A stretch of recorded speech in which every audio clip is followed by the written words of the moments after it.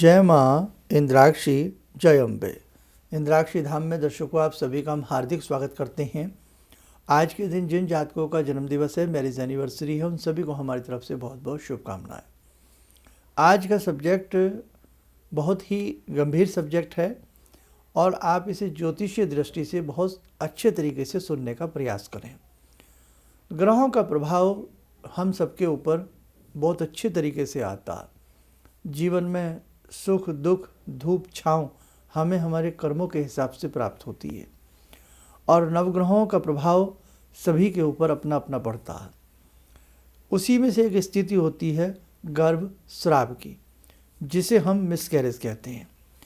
Miscarriage की समस्या आज बहुत ज़्यादा आम सी बात हो गई है और इस स्थिति में शारीरिक कष्ट भी पहुंचता है और ख़ास तौर से शरीर दुर्बल भी पड़ता है। यदि जहाँ यह समस्या ज़्यादा महसूस होती हो, बार बार गर्भ स्राव होता हो, मिसकैरेज होता हो, उस स्थिति में आप थोड़ा सा ग्रहों का भी उपचार करें। देखो, ग्रहों से अछूता कोई नहीं है, ग्रहों से बचा कोई नहीं है। अब वो बात अलग है, आप इन बातों को मानते हैं या आप इन बातों को नहीं मानते हैं। हालांकि ज्योतिष विद्या है, स्वतंत्र विद्या है, किसी जात पात से बंधी नहीं है। इस विद्या का कोई भी सहारा ले सकता है और इस विद्या से कोई भी लाभ उठा सकता है। आज हम आपको केवल 4 ग्रहों की बात करेंगे और प्रथम जो 4 महीने होते हैं गर्भस्थ शिशु के, वो बड़े ही कीमती होते हैं। इन्हीं 4 महीनों में मिसकैरेज की संभावना रहती है। प्रथम माह, बड़ी हद द्वितीय, तृतीय और नहीं तो चतुर्थ माह, और दूसरा और तीसरा महीना जो होता है वो मिसकैरेज के लिए बहुत ही घातक होता है। अब जब व्यक्ति अपने जीवन में जैसे पुण्य करके संसार से जाता है, वैसा ही फल उसे अगले जन्म में भी मिलता है। सत्य सनातन धर्म में मरण, जन्म, पुनर्जन्म, प्रारब्ध, इन सारी चीज़ों को बहुत सुनिश्चित तरीके से माना गया है। अब एक चीज़ और ध्यान रखें, जब गर्भ होता है तो उसी नक्षत्र में गर्भ जन्म लेता है, यानी कि जिस नक्षत्र में गर्भ ठहरता है उसी नक्षत्र में वो जीव जन्म लेता है। 280 दिन 5 घंटा एक स्वस्थ शिशु के लिए बताया गया है। प्रथम महीना जब बच्चे का चलता है, यानी कि गर्भस्थ उस चीज़ का चलता है, तो प्रथम महीने को शुक्र देखता है। प्रथम महीने में शुक्र की दृष्टि उस गर्भ के ऊपर पूर्ण रूपेण होती है, उस भ्रूण के ऊपर। भ्रूण कह सकते हैं, उस समय अंग अवयव कुछ उसका बना नहीं होता। अब पहला महीना उस भ्रूण के ऊपर कौन से ग्रह का रहा? शुक्र का। तो जहाँ गर्भ स्राव की स्थिति बनती हो तो प्रथम महीने शुक्र से संबंधित उपाय कर लेने चाहिए। उपायों में हमने बहुत झड़ी लगाई हुई है अपनी सभी एपिसोड्स में। कभी शुक्र के, कभी शनि के, शायद इतने उपाय आपको कहीं ना मिले हैं। आप देख लेना हमारी पुरानी वीडियोस। द्वितीय महीना जब आता है, दूसरा महीना जब आता है, उस पर मंगल की दृष्टि पड़ जाती है और मंगल क्या करता है, उस गर्भ को परिपक्व बनाता है, थोड़ा मजबूत बनाता है। तो कहने का भाव, द्वितीय माह में हम मंगल से संबंधित कुछ विशेष उपचार करें। अब बात आती है तीसरा महीना, बड़ा क्रिटिकल होता है। ख़ास तौर से तीसरे महीने में बहुत ज़्यादा इस प्रकार की दिक्कतें सुनने और देखने को पाई जाती हैं। अब तीसरे महीने में किसका हमें दान पुण्य करना चाहिए, किस ग्रह से संबंधित? तीसरे माह में हमें बृहस्पति से संबंधित दान पुण्य करना चाहिए। और कई बार बड़ी हार्दिक इच्छा होती है कि हमारे घर में भी संतान आए और हम भी भाई पापा बने, पिता बने, माँ बने, है ना। तो हमें तीसरे महीने में बृहस्पति से संबंधित उपचार करना चाहिए और तीसरे महीने में ही किसी लिंग का निर्धारण होता है, मेल फीमेल का। इसलिए तीसरा महीना यदि भगवान बृहस्पति देव से संबंधित आप उपाय करते हैं, दान करते हैं, तो बहुत अच्छा रहता है। और देखो साधकों, हम यदि कोई दान पुण्य करते हैं, हम कोई अच्छी चीज़ करते हैं, तो उसमें बुराई क्या है? उसमें आप ऐसा मत समझिए सब अंधविश्वास की बातें। आप इन चीज़ों को एक बार मान के देखें, ऐसा कुछ नहीं है। और हर व्यक्ति चाहता है मेरे घर में स्वस्थ संतान हो, मेरे घर में बुद्धिजीवी संतान हो। इसलिए हमारे 16 संस्कारों में गर्भाधान संस्कार, अन्नप्राशन संस्कार, ये सारे संस्कारों की महिमा बताई गई है। लेकिन आज इन सभी संस्कारों का ह्रास हो रहा है।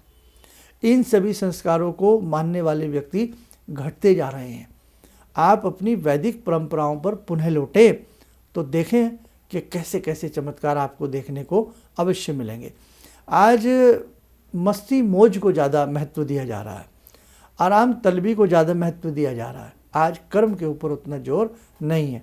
हम बार बार कहते हैं, न विधि न विधान और मनोरंजन प्रधान। ये स्थिति आज ज़्यादा बनती जा रही है। अब चौथे महीने में आते हैं साहब। चौथा महीना सूर्य निर्धारण करते हैं। चौथे महीने में उस गर्भस्थ स्थिति में सूर्य की दृष्टि रहती है और सूर्य उसकी हड्डियों को में यानी कि उसकी बोन्स के ऊपर उनका प्रभाव पड़ता है। यानी कि सूर्य के प्रभाव से उस बच्चे की हड्डियाँ, उस भ्रूण में परिपक्वता आई, फिर जंडर का निर्माण हुआ, फिर उसमें अस्थियों का निर्माण होता है, उनमें परिपक्वता आती है। तो पहले 4 महीने में यदि आप इन 4 ग्रहों से संबंधित कोई अच्छे किसी मर्मज्ञ ज्योतिष से मिलकर के उनका कुछ उपचार कर लेते हैं तो मुझे पूर्ण विश्वास है जगदम्बा की कृपा से आपके घर में भी स्वस्थ संतान आएगी। फिर चौथे महीने के बाद 5वें महीने का कर्म आता है, उसमें चंद्रमा की रूपरेखा आती है। फिर छठे महीने में जो बुध होते हैं, बुद्धि को प्रदान करने वाले होते हैं, तो उस बालक को बुद्धि की उत्पन्नता होती है छठे महीने में जाकर के। बाकी अपने अपने निर्धारण हैं। ऐसे सप्तम महीने में शनि का निर्माण होता है। शनि देखते हैं उस बच्चे के प्रति, गर्भस्थ शिशु के प्रति। उससे शनि के प्रभाव से क्या होता है, नाखूनों का प्रभाव आता है। सप्तम महीने की हम बात कर रहे हैं, नाखून और बाल वगैरह। और अष्टम महीने में फिर अन्य ग्रह के प्रभाव पड़ता है। ऐसे ही फिर चंद्रमा एक बार फिर 9वें महीने में आकर के पूरा अवलोकन करते हैं। अरे बड़ी साहब रिसर्च है हमारे ऋषि मुनियों की। और जब कहते हैं ना, एक फल परिपक्व होता है और वो अपनी डंठल से जुदा होने को होता है, तो इसीलिए कहा गया है कि जब 9वें महीने में वो शुभ घड़ी आती है तो बच्चे की जो नाल है, जहाँ से वो फीड लेता है ना, तो उससे माता का कनेक्शन जुड़ा होता है, बच्चे का जुड़ा होता है। इसलिए कहा गया है कि एकदम नाल झटके से नहीं काटनी चाहिए, झटके से नाल नहीं काटनी चाहिए। बहुत ये सारी चीज़ों में बड़ा ही ध्यान रखा जाता है। कई बार उसी वक्त में कुछ ऐसी गलतियां हो जाती हैं कि वो बच्चा जीवन भर दिक्कत में जाता है ना। तो भाई ज़्यादा तो मैं कोई डॉक्टर तो हूँ नहीं, लेकिन जहाँ तक एक ग्रहों की बात मैं बता रहा हूँ, ग्रहों के हिसाब से मैं आपको समझाने का प्रयास कर रहा हूँ। और फिर वो जब वो चाहता है कि अब मैं किस लगन, वो लगन ढूंढता है बच्चा। फिर लगन या तो कई बार माता पिता के आधारित लगन से वो बच्चा लगन उठा लेता है, और नहीं तो फिर सूर्य नारायण को स्वामी समझते हुए वो अपने लगन का निर्धारण करते हुए इस धरा के ऊपर प्रथम किलकारी लेता है ना। तो इसीलिए सूर्य कुंडली का भी निर्माण होता है, और सूर्य से ही, सूर्य उदय के समय से ही उस बच्चे के लगन का भी निर्धारण होता है। जो ज्योतिष जानते हैं, कुंडली बनाने जानते हैं, उन्हें ये सब बातें बताने की आवश्यकता नहीं है। तो बेटे आप प्रथम 4 महीने की अच्छे से देख रेख रखें। और जैसे कि एक मत के हिसाब से 280 दिन और 5 घंटे के बाद वो संतान परिपक्व अवस्था में मानी जाती है। कई बार प्री मैच्योर बच्चे भी हो जाते हैं, वक्त से पहले बच्चे हो जाते हैं, और कई बार बच्चे ऐसे भी होते हैं कि जन्म से ही वो रोते नहीं हैं, बिल्कुल शांत स्वभाव के होते हैं। तो बेटा बहुत सारे ऐसी चीज़ें हैं जो हम समय पे जाग जाएं, समय पे हम उन चीज़ों का उपचार कर सकते हैं। इसलिए पहले 4 महीने बड़े कीमती हैं। और बाकी मुझे नहीं लगता ऐसे जो आज का ये कार्यक्रम हमने प्रस्तुत किया है, ये कम से कम 4-5 खंडों में होना चाहिए, तब आपको इसकी और गंभीरता समझाने में हमें भी आनंद आएगा और आपको भी आनंद आएगा। अब बच्चा जब पैदा होता है तो पैदा होते ही वो किस लगन में पैदा हो रहा है, उस लगन के स्वामी क्या हैं। अब जैसे मेष लगन में बच्चा पैदा हुआ तो मेष लगन के स्वामी क्या हैं, मेष लगन के स्वामी कौन होते हैं, मंगल होते हैं। अब मंगल का भी फिर उनके दूर के रिश्तेदारों से, या जब हमारे घर में छठी हो जाती है, शुद्धि हो जाती है, या बहुत लोग 40 दिन के बाद अपनी शुद्धि को मानते हैं, उसके बाद सबसे पहले आपके जो लगन हैं, उस लगन के जो स्वामी हैं, उनका उपचार होना चाहिए। अब लगन के उपचार के साथ साथ फिर आपका जो बच्चा है वो लगन के साथ साथ किस राशि में पैदा हो रहा है, यानी कि चंद्रमा जब बच्चा पैदा हुआ, चंद्रमा किस राशि में थे, उसकी राशि बनी, उसकी राशि के हिसाब से उसके जो स्वामी बनते हैं, स्वामी ग्रह बनते हैं, फिर उनका उपचार होना चाहिए। अगर शुरू में, ये मैं उन सब के लिए कह रहा हूँ जहाँ संतान को लेकर के दिक्कतें हैं, संतान को लेकर के अभाव है, वंचित हैं, तो वहाँ थोड़ा सा संभल करके हम चलेंगे, आनंद आएगा। अब उपचार के रूप में मैंने आपको 4 ग्रहों की तो बात बताई थी शुरू में, उनका दान कर लें आप। अब उनके दान क्या क्या है, बहुत बड़ा प्रोग्राम हो जाएगा साहब। अगर मैं सबका दान बताने बैठूंगा तो 2 बातों में एक चीज़ कह सकता हूँ कि यदि संतान में बार बार दिक्कत आती हो तो आपको षष्ठी देवी की साधना करनी चाहिए। हाँ, जैसे आपने सुना भी हो छठ मैया, है ना, बिहार में कितना छठ पूजा का प्रचलन है, तो संतान के ऊपर ऐसी पुत्रदा एकादशी, इन सब चीज़ों को ध्यान में रख के करिएगा। हरिवंश पुराण का पाठ करना चाहिए, इंद्राक्षी स्तोत्र, इंद्राक्षी कवच का पाठ करना चाहिए। तो बेटा, हमारे शास्त्रों में, हमारे ऋषियों मुनियों ने हमारे हर पहलू पर नज़र रखी है, हमारे हर संकटों के निवारण के लिए उन्होंने उपचार बनाए हैं। लेकिन कई बार हम इन उपचारों से दूर चले जाते हैं, हमें डरा दिया जाता है, आपके ऊपर तो भूत बैठा है, आपकी तो किसी ने कोख बांध रखी है। क्या कोख बांधना ये सत्य है? ये बात मैंने एक एपिसोड में बताया था, और कभी फिर समय रहा बताऊंगा, लेकिन कुछ थोड़े से शब्द जरूर कहूँगा। संसार में कभी किसी की कोई कोख नहीं बांध सकता, ये महज बेटे एक अंधविश्वास है, और अंधविश्वास फैलाया जाता है। कोख बांधने का मतलब क्या हुआ कि कोई आत्मा उसमें प्रवेश ना कर सके। जब कोई आने से रोक सकता है तो फिर तो वो व्यक्ति इतना बड़ा तांत्रिक है, जाने से भी किसी को रोक सकता है ना। तो ऐसा नहीं होता है। जन्म और मरण ये भगवान के हाथ में है, ये इंसान के हाथ की बात नहीं है ना। तो भगवान से ही हमारे अच्छे कर्म होते हैं, भगवान की कृपा होती है, हमें संतान की प्राप्ति होती है, और जब संसार से हमारा समय पूर्ण हो जाता है, भगवान बुला लेते हैं अपने पास। तो बेकार की बातों में मत फंसना, अंधविश्वास में मत फंसना। कोख वगैरह कभी नहीं बांधी जाती है। अपना मेडिकल उपचार कराइए, अच्छे से अपने डॉक्टर साहब से बातचीत कीजिएगा, और मेडिकल उपचार के साथ साथ जो हमने ये एस्ट्रो साइंस से संबंधित कुछ आपको चीज़ें बताई हैं, जो आपको कुछ प्लेनेट के बारे में बताया, कुछ ग्रहों के बारे में बताया, इससे संबंधित कुछ उपचार करके देखिएगा, आपको पूर्ण लाभ मिलेगा। ठीक है, चलिए आज जुड़ते हैं आज की ध्यान साधना में। जगत जननी मंगल करनी से सभी के घर में वैभव हो, सर्व मंगल मांगल्य, सभी के घर में मंगलता आए, और सभी को भगवती की कृपा से संतान की, जो चाहते हैं हमारे घर में संतान आए, किलकारियाँ गूंजें, भगवती की कृपा उनके घर में बरसे। ॐ सिन्दूरारुणविग्रहां त्रिनयनां माणिक्यमूलस्फुरात् स्तारानायकशेखरं स्मितमुखी भापेन वाक्षोरुवां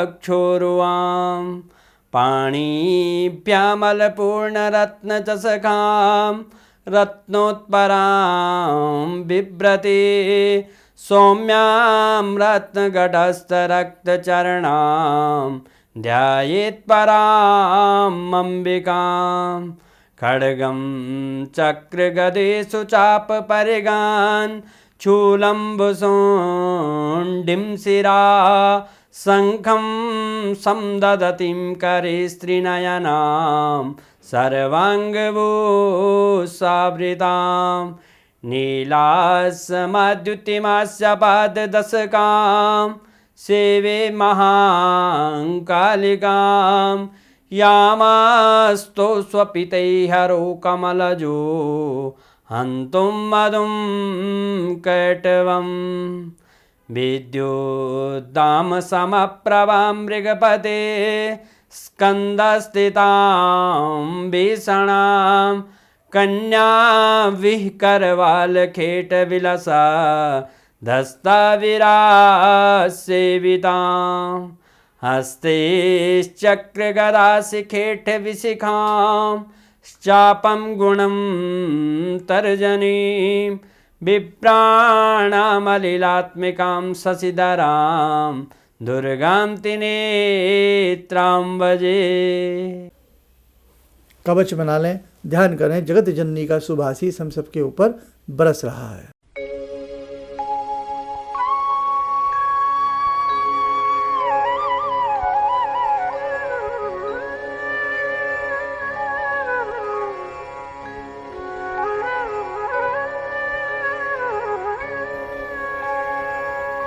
ओम बोलते हुए नेत्र खोलें, सामान्य हो जाए। देखो साथियों, सब्जेक्ट तो मुझे लगता है मैंने पूरा नहीं पढ़ा, क्योंकि समय की गरिमा देखनी होती है, और मैं फिर इसको और 3-4 खंडों में आपका अगर सुझाव अच्छा रहा तो मैं 3-4 खंडों में इसको और विस्तारित रूप से प्रोग्राम की प्रस्तुतिकरण करूँगा। बाकी जितना भी इसमें मैंने बताया है, आप उतना भी उपचार करेंगे तो आपको लाभ की प्राप्ति होगी। चलिए, आप स्वस्थ रहें, सुखी रहें, इन्हीं शुभकामनाओं के साथ हम अपनी वाणी को विराम देते हैं।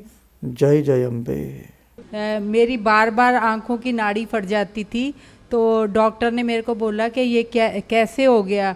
मेरे 30 साल की प्रैक्टिस में कभी भी इस आंख की रोशनी चली गई थी, तो वो मैं मंत्र करती थी, आपने मेरे को बताया था, तो उस मंत्र से मेरी रोशनी वापस आ गई। मेरे को काला मोतियाबिंद है, तो हाँ अब ठीक है, इस रोशनी आंख में आ गई।